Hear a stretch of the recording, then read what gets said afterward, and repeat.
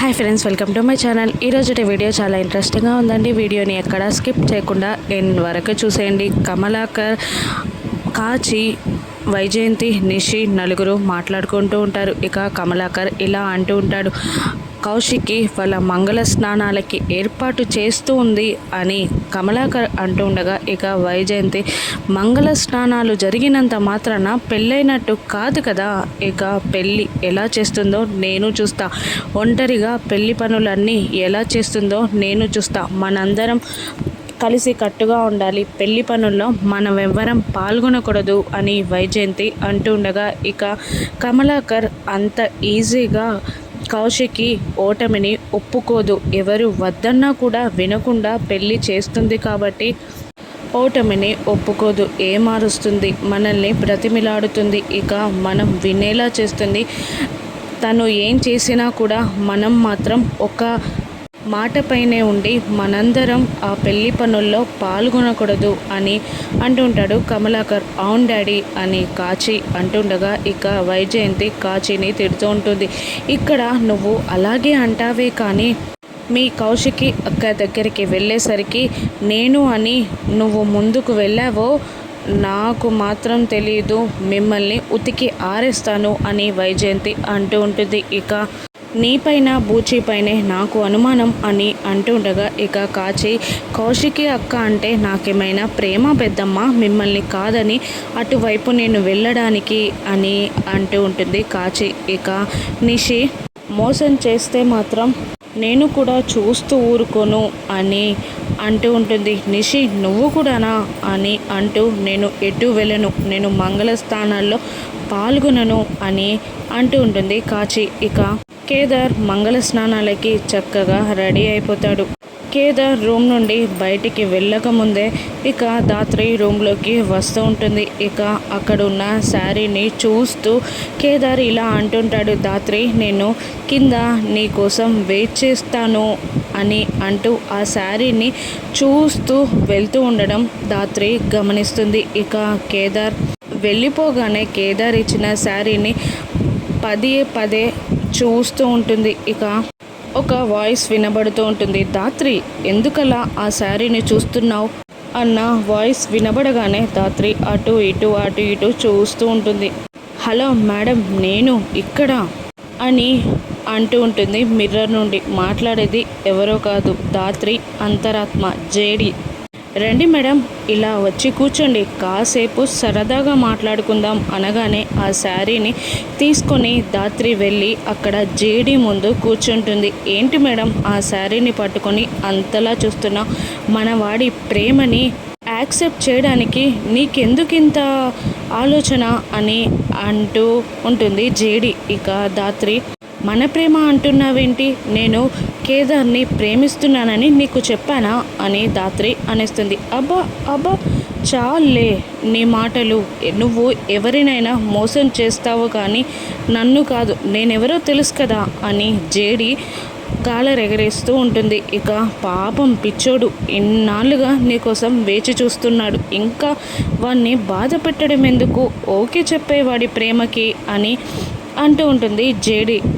మనోడి కోసం తెలుసు కదా, మనోడి విషయం ఏంటో తెలుసు కదా, ఇక వన్ సైడ్ లవర్స్లో పోటీ పెడితే మనోడే ఫస్ట్ వస్తాడు అని అంటుండగా, ఇక కేదార్ మాట్లాడిన మాటలన్నీ ధాత్రి గుర్తు చేసుకుంటూ ఉంటుంది. అది కాదు, కేదార్ అంటే నాకు ఇష్టమే కానీ ఈ ప్రేమ పెళ్ళి అనేవి నా సిద్ధాంతాలకి విరుద్ధంగా ఉంటాయి, నా ఆశయాల నుండి నన్ను డైవర్ట్ చేస్తాయి అని ధాత్రి అంటుండగా, ఏంటమ్మా ఏంటి నువ్వు చెప్పేదేంటి, నేను వినేదేంటి, కేదార్కి నువ్వేంటో తెలీదా, నీకేం కావాలో తెలీదా, నీ గురించి మొత్తం తెలిసిన ఏకైక వ్యక్తి కేదార్, పైగా నీకు అండగా ఉంటాడు, అన్నీ తెలుసు, నీకేం కావాలో తెలుసు, నువ్వేం చేయాలనుకుంటున్నావో తెలుసు, అసలు మీరిద్దరూ పెళ్లి చేసుకోవడం వల్ల నీ ఆశయానికి ఏమీ కాదు, ఇంకా మీ మధ్యలో బలం దృఢమవుతుందే తప్ప, నీకు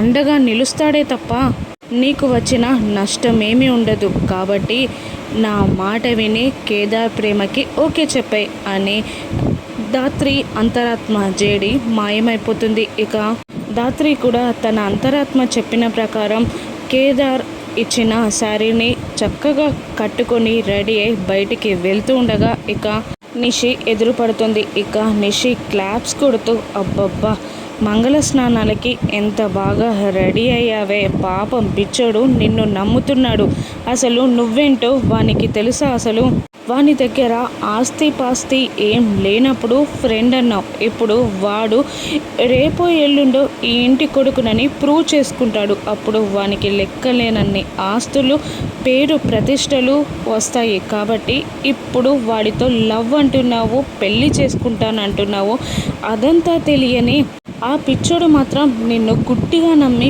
పెళ్లి చేసుకుంటున్నాడు అని నిషి పాపం ధాత్రి కేదార్ల గురించి ఎగతాళిగా మాట్లాడుతుండగా ఇక ధాత్రి సైలెంట్గా ఉండిపోతుంది. ఇక ఏంటి నీ గురించి నీకే నిజాలు చెప్పినందుకు మౌనంగా ఉండిపోయావా అని నిషి అడుగుతుండగా ఇక ధాత్రి కేదార్పై నాకున్న ప్రేమ నీకెలా తెలియజేయాలో అర్థం కాక సైలెంట్గా ఉండిపోయానే తప్ప నేను కేదార్ని ప్రేమిస్తుంది అతని ఆస్తి కూర్చో, అతని పేరు ప్రతిష్టల కూర్చో, అతని ముందున్న కుటుంబం కూర్చో కాదు.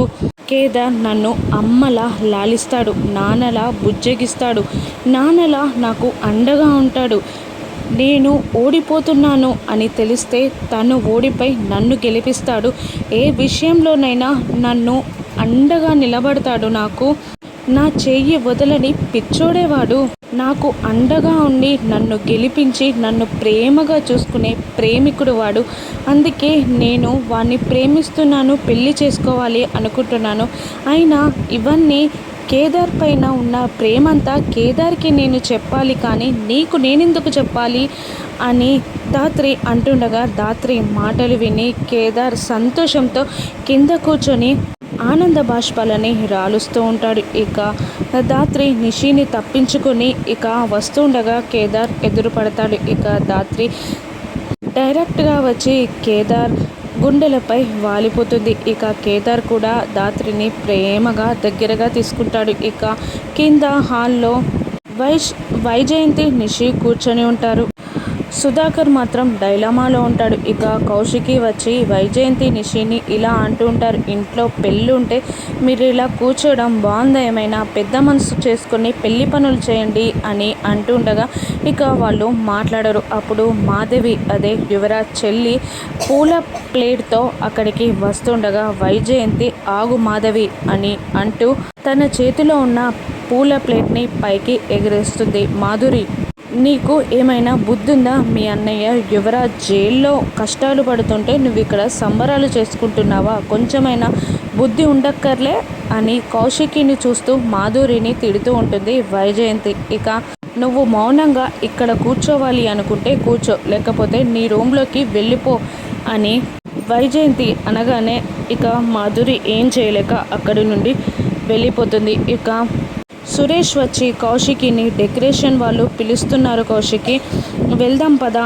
అని అంటూ కౌశికిని తీసుకెళ్ళిపోతాడు. ఇక మంగళ స్నానాలకి ఏర్పాట్లు చక్కగా పూర్తవుతాయి. ధాత్రిని కౌశికి కీర్తి పాప తీసుకొస్తూ ఉండగా సురేష్ కేదార్ని తీసుకొస్తూ ఉంటారు. ఇక ధాత్రి సిగ్గుపడుతూ ఉంటుంది. ఇక ధాత్రిని కేదార్ని అలా కూర్చోబెడతారు. ధాత్రి ప్రేమగా దగ్గరికి తీసుకుంటుంది కీర్తిని, ఇక ముద్దాడుతూ ఉంటుంది కీర్తిని. ఇక పాపం నిషి వైజయంతి కాచి బూచి మాత్రం ఎగతాళిగా మాట్లాడడం మానరు. ఇక వైజయంతి ఇలా అంటూ ఉంటుంది, మంగళ స్నానాలు అన్నారు కదా, లింగులింగుమని ఇద్దరే ఉన్నారు, ఈ ఇద్దరే మంగళ స్నానాలు చేపిచ్చేస్తారా ఏంటి అని అంటూ ఉండగా ఇక కాచి మంగళ స్నానాలకి కనీసం 5 ముత్తైదువులైనా కావాలంటారు కదా పెద్దమ్మ అని అంటుండగా అక్కడ 3 ముత్తైదువులకే దిక్కులేదు అని నిషి అంటూ ఉంటుంది. ఇంకా 5 ఎక్కడి నుండి వస్తారు అని నిషి అంటూ ఉంటుంది. ఇక అవునత్తయ్య, మంగళ స్నానాలు అంటే ఏముంది, ఉన్న ఇద్దరే పసుపు రాసి తలో చెంబుడు నీళ్లు పోస్తారు అంతే, అది కూడా మంగళ స్నానం అయిపోతుంది అనుకుంటా అని నిషి అంటుండగా ఇక బూచి మాత్రం ఇలా అంటూ ఉంటాడు, రేపు పెళ్లి పరిస్థితి ఏంటో ఇంకా అని ఎగతాళి చేస్తూ నవ్వుతూ ఉంటాడు.